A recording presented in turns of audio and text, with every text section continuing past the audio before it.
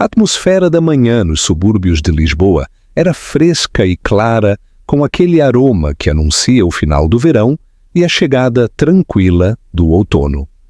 O sol de setembro espreitava pelas ruas enquanto pais e filhos enchiam os passeios perto da escola. Os risos nervosos e os murmúrios animados de um novo começo misturavam-se num zumbido caloroso e vibrante.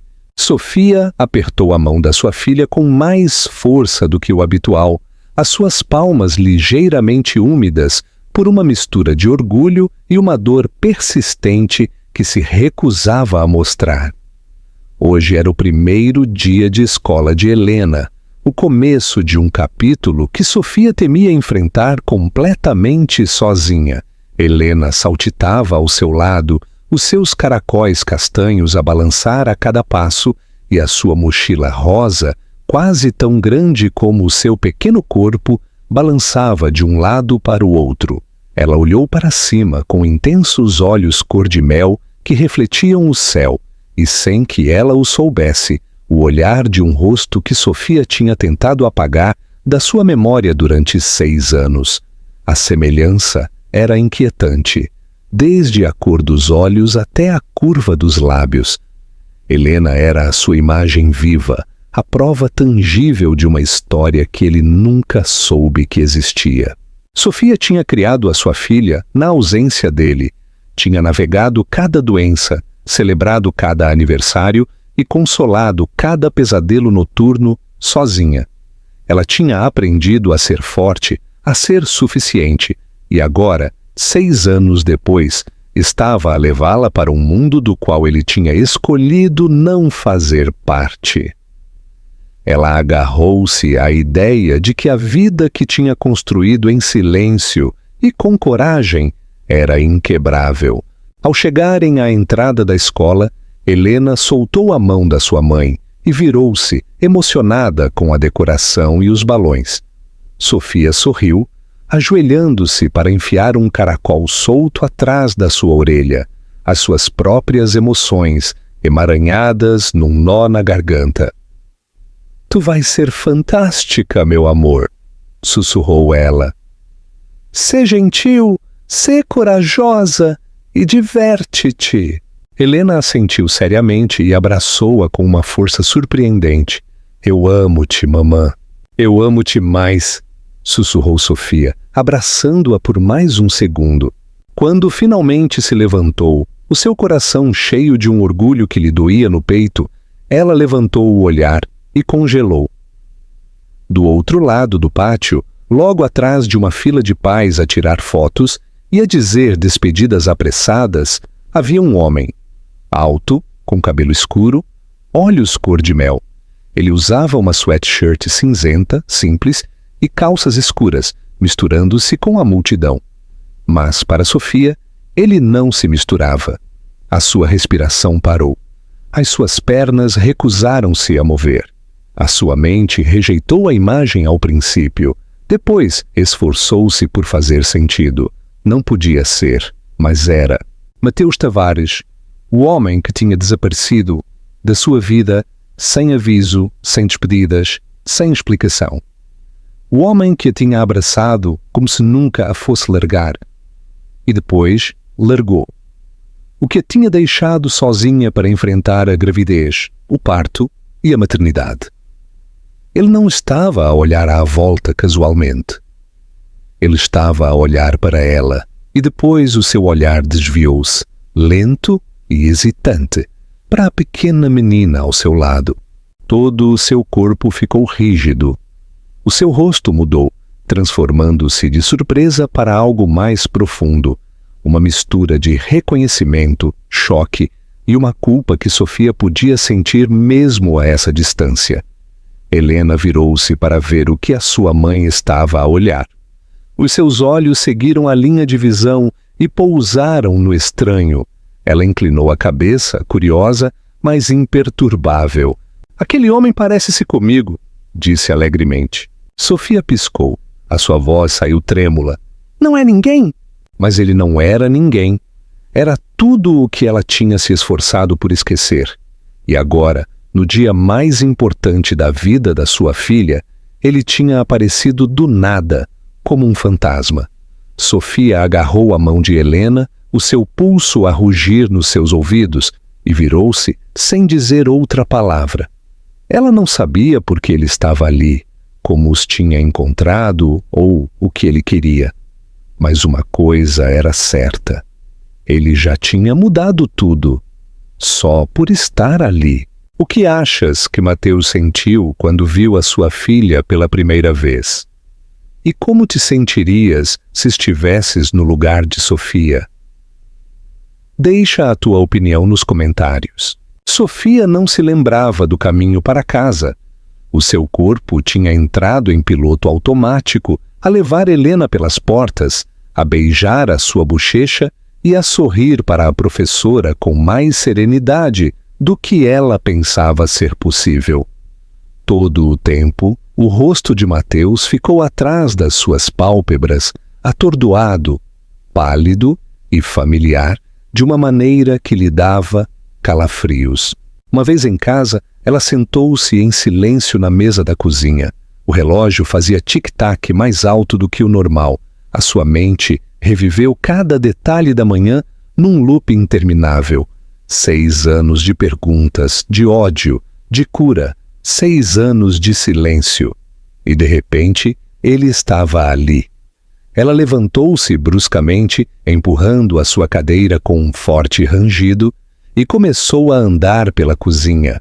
Ela sabia que não podia ter sido uma coincidência. Talvez ele não soubesse que ela vivia naquela cidade, mas depois ela lembrou-se da forma como o olhar dele se tinha fixado em Helena, e ela soube que não foi um acidente.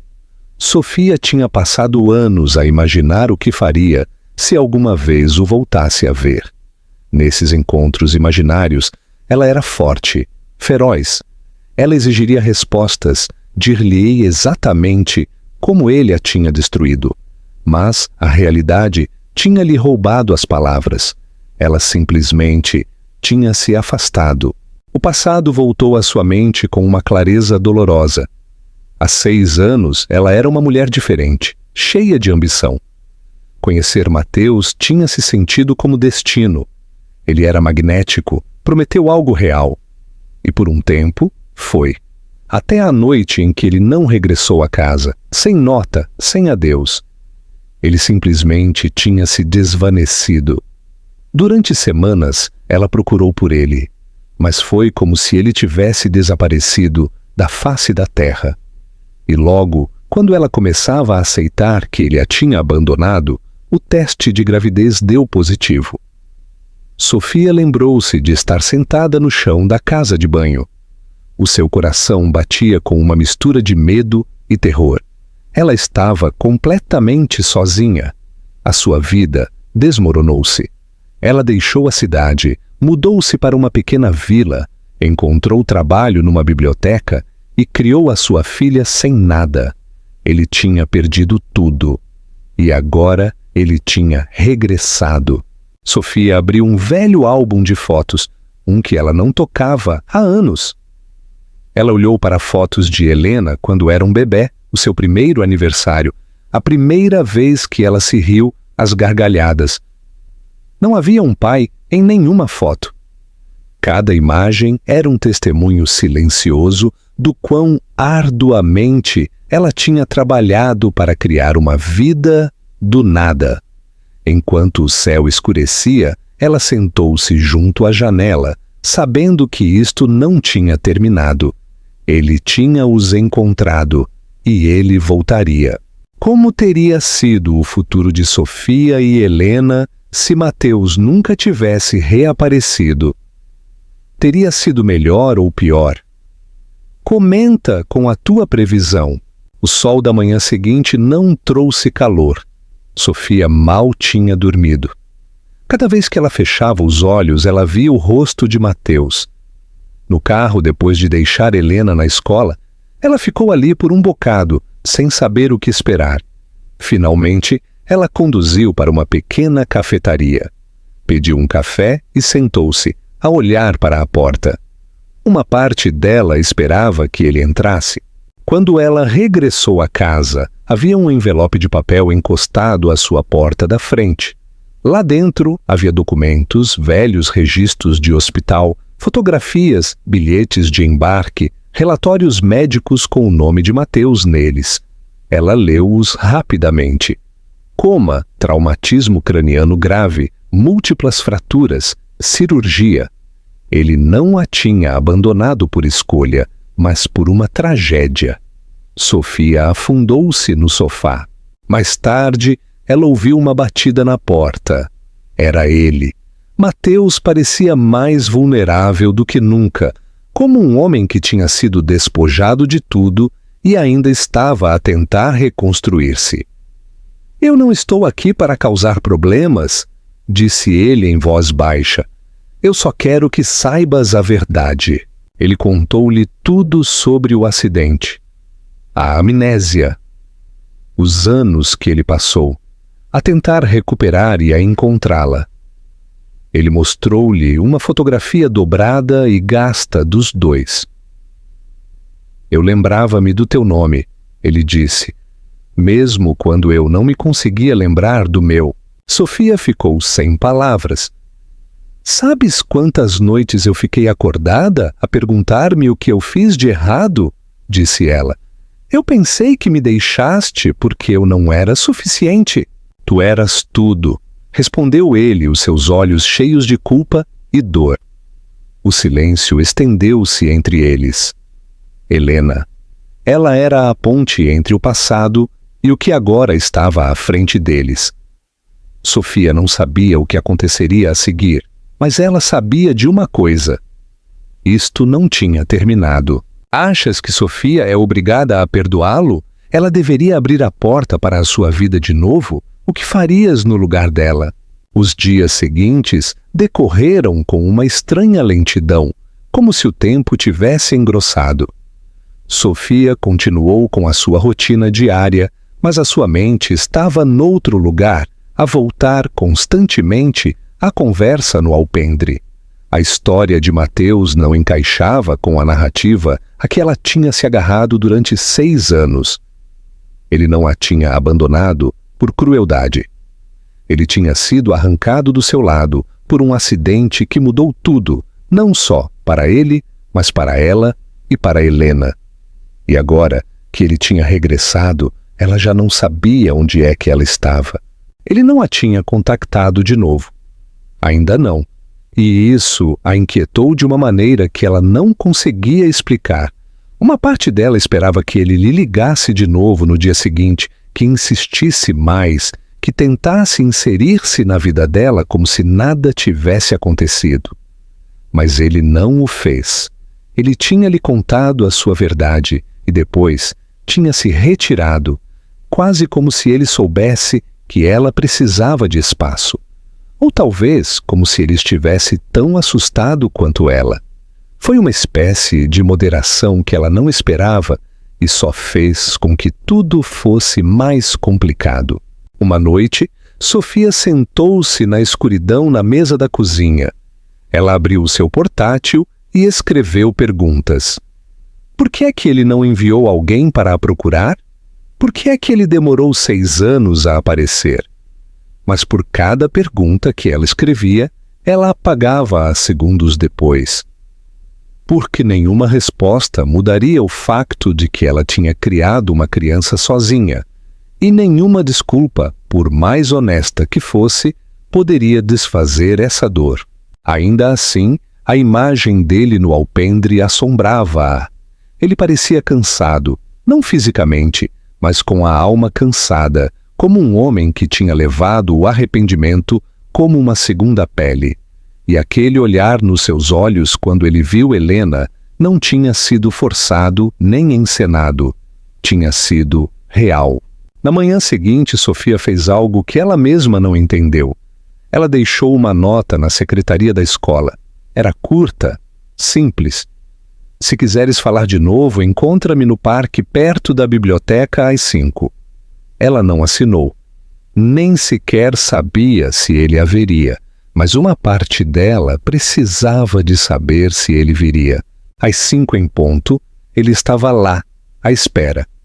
Eles sentaram-se num banco. Eu li tudo o que tu deixaste, começou ela. Os registros, as fotos. Eu não sei o que fazer com nada disso. É como se eu tivesse vivido uma história e de repente alguém me dissesse que era um livro diferente o tempo todo. Eu sei, disse ele, e eu não espero que o reescrevas da noite para o dia. Eu não quero odiar-te, disse ela, e a honestidade surpreendeu-a. Eu tenho estado a tentar agarrar-me a essa raiva porque tornava as coisas mais fáceis, mas agora eu nem sequer sei onde a pôr. Mateus inclinou-se. Eu não estou a pedir-te para me perdoares. Eu só quero ser parte da vida dela, se houver alguma maneira de que eu possa fazer isso. Eu perdi tudo, o nascimento dela, os seus primeiros passos. Eu nunca vou recuperar esses momentos, e eu nunca vou fingir que os mereço. Mas eu quero ganhar os que vêm. Sofia olhou para o lado a piscar rapidamente. Ela chama-te o homem com os meus olhos, sussurrou. Isso é tudo o que tu és para ela neste momento. Ele esboçou um sorriso quebrado. Isso é mais do que eu jamais pensei que teria. O silêncio regressou, mas desta vez não foi desconfortável. Era um silêncio cheio de duas pessoas à beira de algo que elas não estavam prontas para nomear. Sofia levantou-se. Se tu quiseres tentar, tu vais fazê-lo nos meus termos. Devagar, com cuidado. Se alguma vez ela se magoar com isto, eu juro que eu não te vou deter. Ele também se levantou, a assentir com uma tranquila convicção. Tu tens a minha palavra. Enquanto ela se afastava, os seus passos eram mais lentos do que antes, e o seu coração, embora ainda pesado, sentia-se um pouco menos sozinho. Achas que esta é a decisão correta para Sofia? Ou ela devia ter cortado os laços por completo? Partilha a tua opinião. Começou com coisas pequenas. Sofia não planeou uma apresentação formal, mas as crianças têm uma maneira de sentir a verdade. Helena viu Mateus de novo na semana seguinte no parque. Não foi planeado, mas quando a pequena o viu sentado no banco, o seu rosto iluminou-se com um reconhecimento inocente. Ali está o homem com os meus olhos, sussurrou ela. Sofia tensou-se, mas não disse nada. Ela deixou Helena aproximar-se. Ela deixou o momento desenrolar-se de forma natural. Mateus levantou-se, visivelmente nervoso, a olhar para ela como se ela fosse algo frágil e de um valor incalculável. Helena olhou para ele durante um longo momento antes de falar. Tu voltaste? O coração de Sofia parou. Mateus agachou-se lentamente para ficar à altura dos seus olhos. Eu voltei, disse ele. Onde é que tu estiveste? A pergunta bateu mais forte do que Sofia esperava. Ele não se encolheu. Ele não mentiu. Helena, eu estive magoado durante muito tempo, disse. Eu não podia vir, mas eu queria. Eu perdi tudo e eu sinto muito. Helena pareceu considerá-lo. Depois ela virou-se para Sofia. Nós podemos ir mostrar-lhe os patos? E assim começou. Mateus tornou-se uma presença tranquila nas suas vidas. Ele ia ao parque aos sábados. Às vezes ele acompanhava-as à biblioteca. Ocasionalmente, ele levava-as para casa da escola. Ele não trazia presentes ou grandes gestos, apenas paciência e tempo. E Helena afeiçoou-se a ele. Lenta, mas seguramente. Ele respondia a todas as suas perguntas. Quando ele não sabia algo, ele dizia. E quando ela lhe perguntava por que é que ele não conhecia a sua canção favorita ou o seu conto de fadas favorito, ele dizia-lhe suavemente: porque eu perdi demasiado, mas se tu me disseres agora, eu nunca mais me vou esquecer. Sofia não esperava a dor que sentia ao vê-los. Ela pensou que seria raiva, mas era algo mais profundo. Arrependimento. Não só pelo que ela tinha perdido, mas pelo que Helena nunca soube que tinha perdido. A sua filha tinha aprendido a ser corajosa e forte, sem um pai. Mas agora, com Mateus por perto, algo amoleceu nela. Ela tornou-se ainda mais aberta, mais expressiva. Uma noite depois de Helena se ter adormecido, Sofia e Mateus encontraram-se na cozinha. Ela estava a fazer chá e ele estava a secar a louça. Um ritmo doméstico que se sentia demasiado natural. "É incrível", disse ele. "Tu fizeste tudo isto. Eu não sei como." Sofia exalou lentamente. "Eu não tive outra opção." "Eu sei", disse ele, "mas ainda me persegue." Ela virou-se para olhá-lo.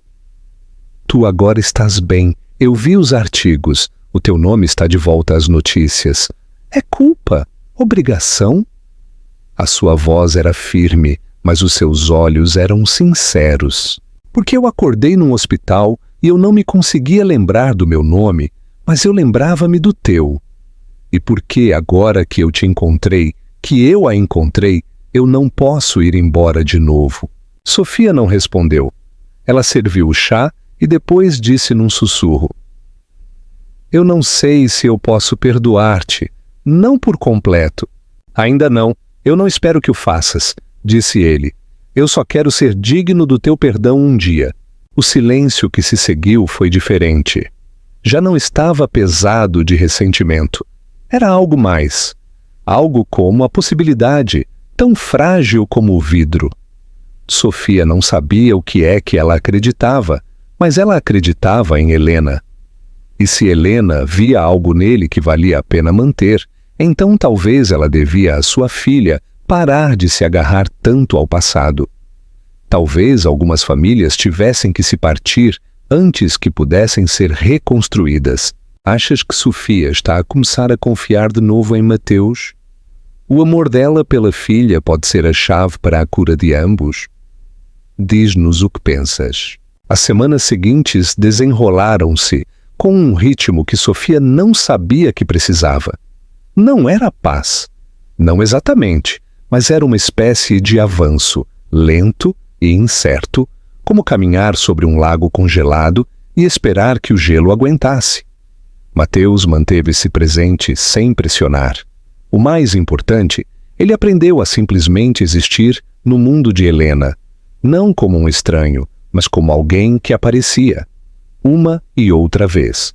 Sem promessas, ele tornou-se uma constante silenciosa, o homem que esperava na borda do parque, o que se lembrava de levar uma caixa de sumo extra nos dias de excursão, o que sabia que canções Helena cantava para si mesma quando ela pensava que ninguém a estava a ouvir. Nisto, Sofia começou a sentir algo que ela não se tinha permitido há anos: exaustão. Não pela maternidade ou pelo trabalho, mas pela armadura emocional que ela tinha mantido sobre si mesma durante tanto tempo. Durante 6 anos ela tinha levado tudo, tinha se endurecido contra o engano e tinha enterrado a sua doçura tão profundamente que ela temia que ela nunca regressasse. Mas agora, com Mateus por perto, o peso desses anos começou a alcançá-la. Ela sentiu um tipo diferente de cansaço, como se o seu corpo se apercebesse de que finalmente era seguro libertar a tensão que ela tinha mantido durante demasiado tempo. Numa fria manhã de sábado, Sofia parou na janela a olhar para Mateus a ajudar Helena a construir um boneco de neve. Foi um momento tão simples, mas apertou-lhe algo no peito tão forte que ela teve que se agarrar ao parapeito da janela para se manter firme. Ela não queria chorar, mas as lágrimas vieram de qualquer maneira, não por tristeza, mas pelo terror silencioso de se aperceber o quanto ela tinha perdido este tipo de alegria partilhada. Ela tinha protegido Helena com tudo o que ela tinha, mas talvez, ao fazê-lo, ela também se tinha protegido a si mesma de voltar a sentir este tipo de esperança. Nessa noite, depois de Helena se ter deitado, Mateus ficou um pouco mais. Eles sentaram-se no sofá com chocolate quente e, pela primeira vez em semanas, Sofia falou sem se censurar. Ela contou-lhe sobre os primeiros dias depois de ele desaparecer, sobre o medo, as contas do hospital, as longas noites de insônia, e como ela tinha orado a um Deus em que ela nem sequer tinha a certeza se acreditava. Mateus sentou-se em silêncio, sem tentar explicar ou justificar a dor. Ele apenas ouviu, o seu rosto aberto e magoado. Quando ela terminou, ele olhou para ela com uma expressão que quase a desarmou de novo. Eu pensei nesse momento todos os dias, disse ele, a sua voz rouca. Mesmo quando eu não me conseguia lembrar do teu nome, eu sentia este buraco em mim onde tu e a Helena deveriam ter estado. E quando a minha memória regressou, quando eu finalmente soube o que eu tinha perdido, eu percebi que era demasiado tarde. Mas cada momento que eu tenho com ela, agora, é um milagre para mim. Eu não dou nada por garantido. Eu sei que eu ainda estou fora do que vocês duas têm, e talvez eu sempre estarei. Ela olhou para ele por um longo momento, o seu coração preso entre a raiva e o perdão. Não se trata de te deixar entrar, disse com cuidado. Trata-se de ver se tu ficas. Ele assentiu, lento, silencioso, seguro. E nesse assentimento, Sofia viu algo em que ela não se tinha permitido acreditar há muito tempo. Estabilidade, não perfeição, não romance, apenas alguém que falava a sério. Achas que Sofia realmente pode começar a acreditar em Mateus? O amor dela pela filha pode compensar os anos perdidos.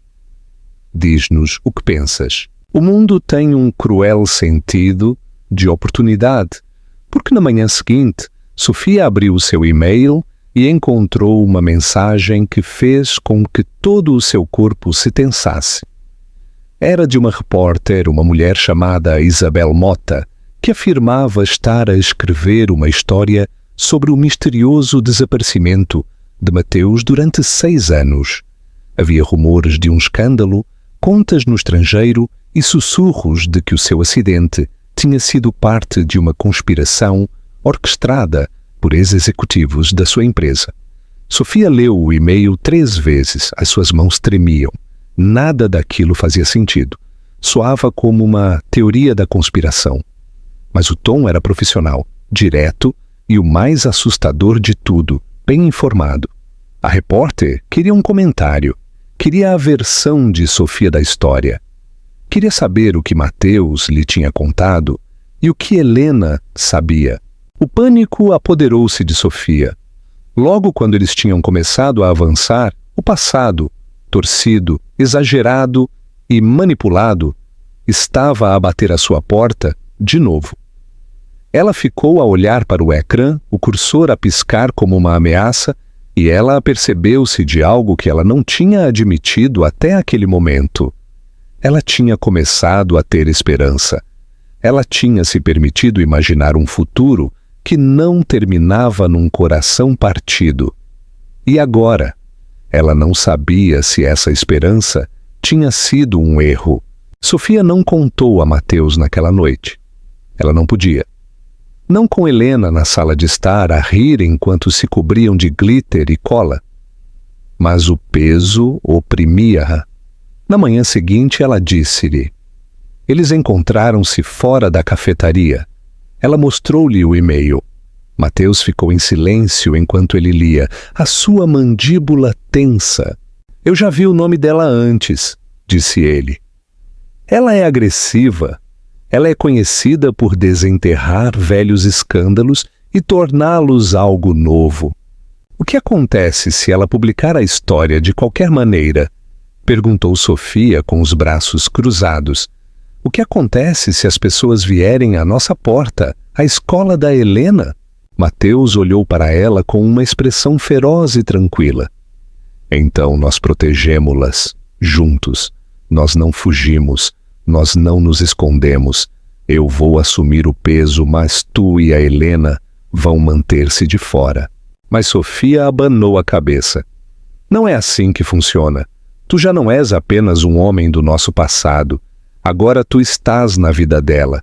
O que eles disserem sobre ti, eles vão dizê-lo a ela. Mateus não discutiu. Ele sabia que ela tinha razão. Os dias seguintes foram tensos. Mateus contactou o seu advogado. Ele fez uma declaração pública, cuidadosamente redigida, mas honesta. Ele admitiu o acidente, a perda de memória, os anos perdidos e a busca pela sua identidade. Ele deixou de fora os nomes de Sofia e Helena, protegendo-as o máximo que ele podia. Eles sentaram-se à espera do que a repórter faria, mas em vez de publicar um artigo sensacionalista, Isabel Mota solicitou uma reunião. Ela enviou outro e-mail, desta vez com um tom mais suave, afirmando que ela não procurava um escândalo, mas apenas a verdade.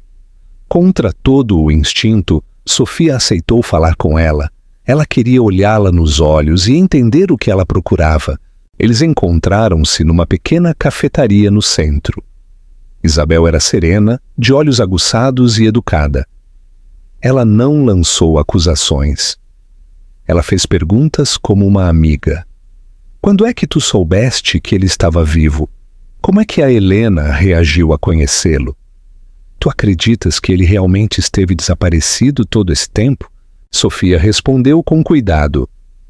Ela contou-lhe a verdade, mas não toda a verdade. Ela não chorou. Ela não o defendeu. Ela não o condenou. Ela pintou um quadro de um homem que estava a tentar reconstruir a sua vida em silêncio, que tinha regressado não para reclamar riqueza ou poder, mas para estar presente para a filha que ele nunca conheceu. Isabel tirou notas, agradeceu-lhe e prometeu que se ela escrevesse algo, Sofia o veria primeiro. 3 semanas depois, o artigo foi publicado. Sofia encontrou o link na sua caixa de entrada numa tarde chuvosa e clicou nele com mãos trêmulas. Mas o artigo não era o que ela esperava. Não era uma difamação. Era honesto, ponderado, até compassivo. Falava de perda e recuperação, de linhas do tempo fraturadas e segundas oportunidades. Descrevia Mateus não como um magnata caído, mas como um homem que outrora construiu impérios e agora estava a aprender a entrançar o cabelo da sua filha. Não nomeou Helena, não nomeou Sofia. Terminou com uma única citação, uma que Sofia tinha oferecido, sem se aperceber do seu peso naquele momento. Algumas famílias apenas demoram mais a encontrar-se. Isso não as torna menos reais. O artigo tornou-se viral, mas não pelas razões que Sofia tinha temido. As pessoas responderam com empatia. Chegaram histórias de outras pessoas que tinham experimentado amnésia, separação familiar, reencontros há muito perdidos. Não era um escândalo. Era uma história de cura, e algo mudou depois disso. As pessoas pararam de sussurrar. Os estranhos sorriam para Mateus quando o viam com Helena no supermercado. O diretor da escola de Helena enviou uma mensagem a Sofia, simplesmente dizendo: "Estamos aqui se tu precisares de algo. Tu estás a fazer um ótimo trabalho."